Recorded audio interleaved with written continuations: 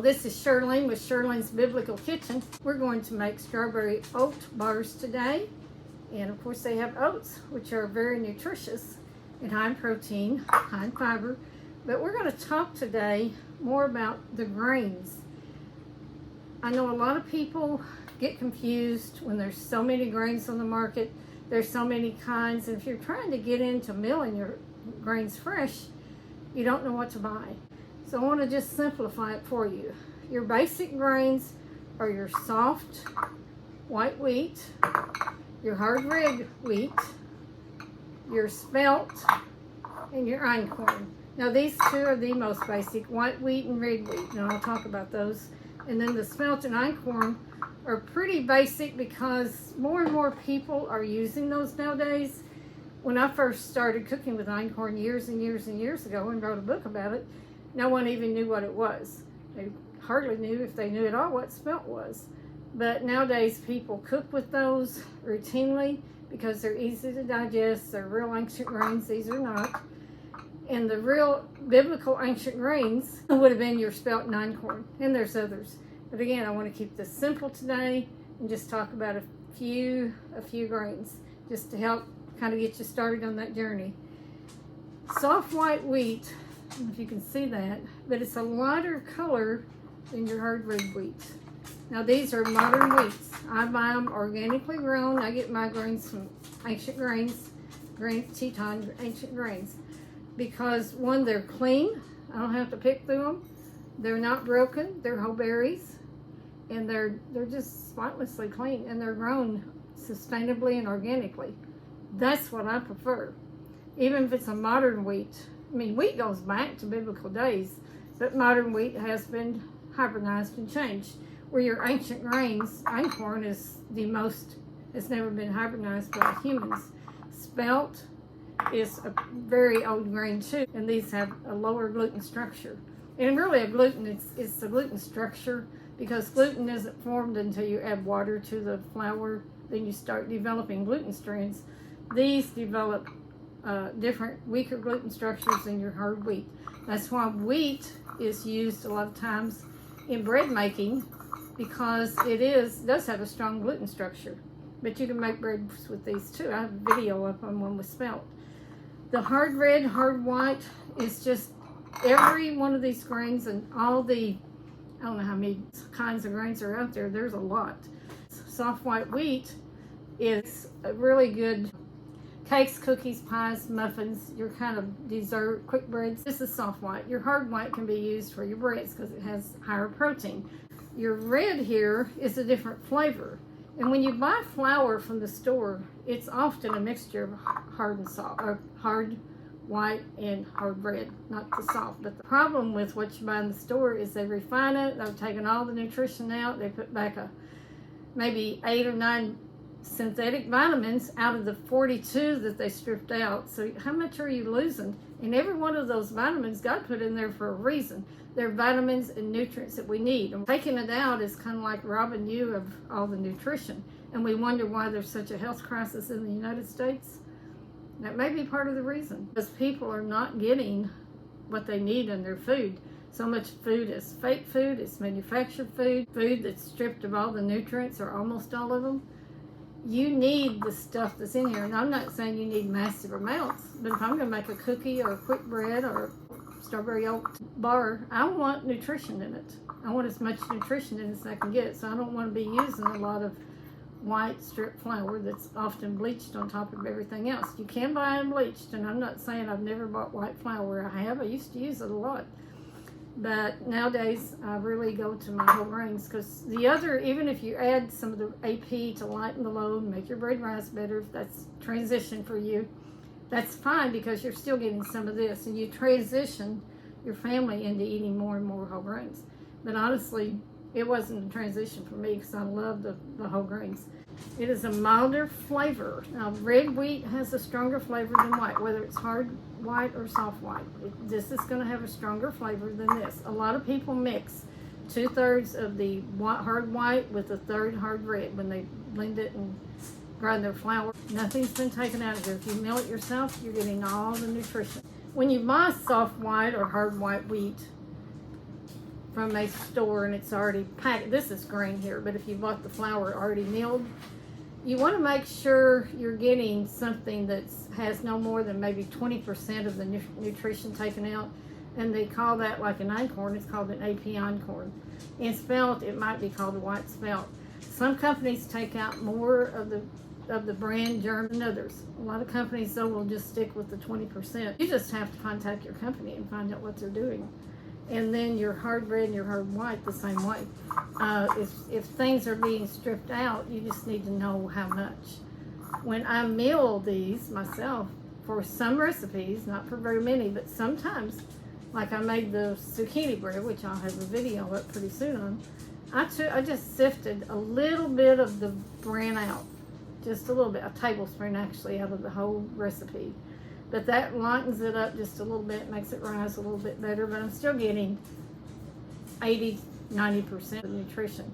The nutritional benefits of wheat. It's going to be pretty much the same whether it's white or red. They're both kind of interchangeable in nutrition. Protein, wheat is a good source of plant-based protein.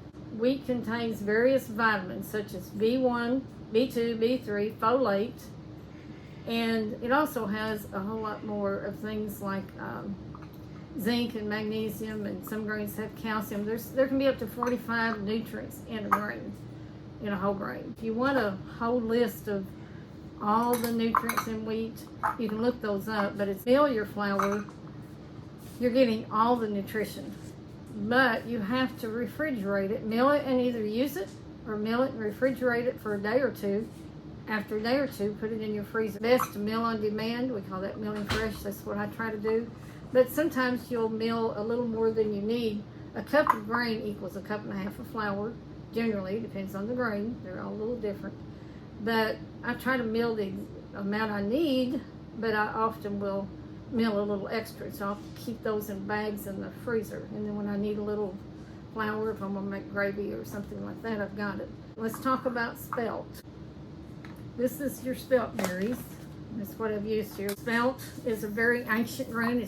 Spelt is in the same family as emmer. Emmer is the grain that most people think was used during biblical times, as well as einkorn, because they're so old, and that's the kind of grain they would have had.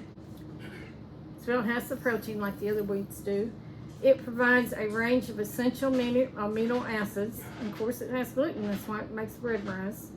You can find my recipe online on this channel with spelt bread, and it's wonderful. It's sandwich bread. It's soft. It's tender. You can try that one. Spelt has good dietary fiber. It has vitamins such as B1, B2, B3, B6, B9, which is folate. Spelt has many minerals such as iron, magnesium, phosphorus, and zinc. Spelt contains antioxidants, essential fatty acids, including omega-3. Really good grain to add to our diets. All these grains have flavor. Every grain you get, even different kinds of wheat, will have different flavors. Let's talk about einkorn. It's one of the oldest and probably one of the healthiest grains. It's a lower gluten structure. It definitely takes some getting used to. You need to first follow recipes. Like I develop recipes and I take all the testing out for you. But this absorbs water differently. It's high in lutein and things that are good for your eyes. It's very high in B vitamins. Very, very healthy grain. Still has your protein and vitamins and minerals. It's very easy to digest. It's one of the, a lot of people will eat nothing but einkorn because it's so easy to digest. But it absorbs all of these ancient grains. They absorb water differently, but einkorn is especially tricky. I would say follow recipes until you get used to what it's like, and then you can start experimenting. You want to mix these gently, and especially these, but even these too. But einkorn, you don't want to be getting it in the mixer and beating it up. You just want to stir it gently. Like when I make bread with it, it's going to be a very wet dough, and I'll just stir it out, and I can show you in videos how to do that. I'll overdevelop that gluten. You want to bake it sometimes at a lower temperature. You might lower the temperature by about 25 degrees Fahrenheit, or if you're into experimenting, I've been experimenting with einkorn for about 15 years. You can use it in pancakes and breads and cookies. the best einkorn cookies. I've got a cookie bonanza on this channel. But I've got einkorn peanut butter cookies and I've got einkorn oatmeal, and they're delicious just with 100% einkorn. But just follow that recipe. But I hope this will help you just kind of get started with some of your grains. Start experimenting with your ancient grains and build up to using 100%. That's generally what I do. Let's get ready to make our strawberry oat bars.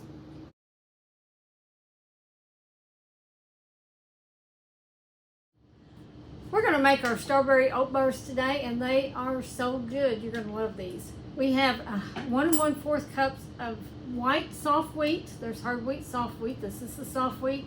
There's 120 grams, and I just milled it. We have 1 1/4 cups of old-fashioned oats. We've got a cup of brown sugar. You can use sugarnut, whatever kind you want, or you might even use half sugar and half sweetener to save some calories. Got a teaspoon of ground flax. Got a teaspoon of vanilla and a half cup of melted butter. For our spices, this is all going to make the crust, the base, and the crumble. Strawberry oat bars are just a perfect summertime dessert. You can make them in the fall with apples. You can make these with figs. You can just do them so many ways. Blueberries would be a good choice, or raspberries. But we've got 1/3 of a teaspoon of ginger. I'm going to add that I'm going to put my flour in first. And I'll add my spices. I've got 1/3 teaspoon of ginger, 1/2 teaspoon of cinnamon, 1/2 teaspoon of baking powder, 1/4 teaspoon of salt. Got a teaspoon of something called sunflower seed lecithin, which I like in my oat bars. It just helps them hold together a little bit better. I'm going to mix in our brown sugar. We're going to add in our teaspoon of vanilla. I have my oven on 350, and we're going to bake the crust in a square pan, which I already lined with parchment. I got my metal clips on there. These are just office clips, but they're metal. You can put them in the oven. They hold your parchment down, makes it a little easier. So I'll leave that out. So we're going to save 1/2 cup of this crumble for the topping, and the rest of it we'll bake off in our pan about 15 minutes, and then we'll come back and put our strawberry layer topping and then the rest of our crumble on top. Make sure this base is well mixed, because you don't want lumps of anything in there. You want everything really mixed together well. Brown sugar tends to clump up on you too sometimes. Then we'll add our butter, and we'll just mix these in. It's really such a simple, wonderful spring and summertime dessert. So easy and so good. Now this is just going to be like a loose, crumbly mixture. That's all it's going to be. So I took out about 1/2 cup for the top. We're going to put that on after we do our berries, after this bakes. Put this in. I like to press this down. You know, it always cooked with clean hands, obviously.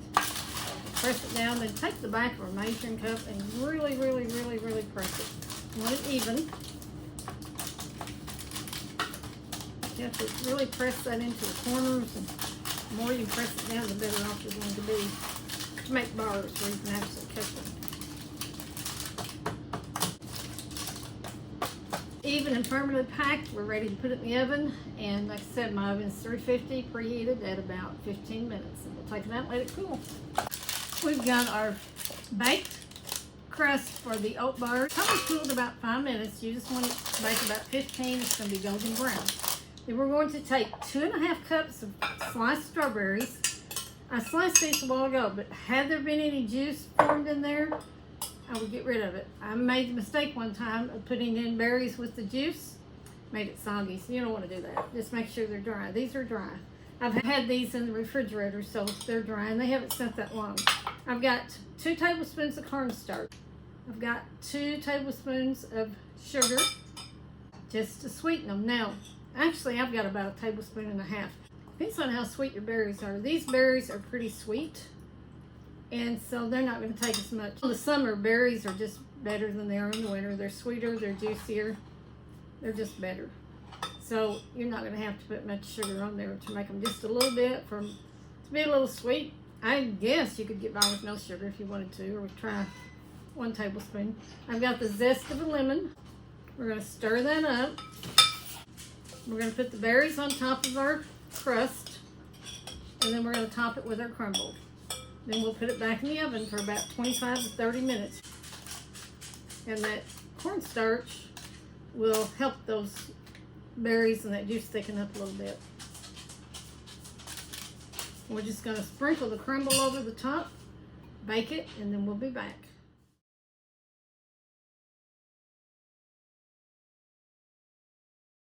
Thousands of years ago, our ancestors ate grains that were very different from the grains that we eat today. They were more nutritious, easier to digest, and more sustainable to produce and grow. My name is Jade Coyle with Grand Teton Ancient Grains, and our family farm and mill is dedicated to restoring these ancient grains to the modern family table. We offer a wide variety of ancient grains. In fact, behind me here you can see one of the fields we planted just a few days ago.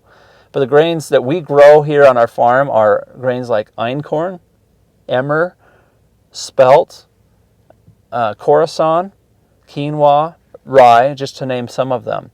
And in the future videos here, we'll teach you and share with you more about how we grow these grains so that they are packed with nutrition and flavor. In the meantime, if you want to check us out, you can go to our website, ancientgrains.com, or check us out on social media under Ancient Grains Family. We have our strawberry oatmeal bars, and they just are perfect. You can cut them, you can pick them up, you can hold them.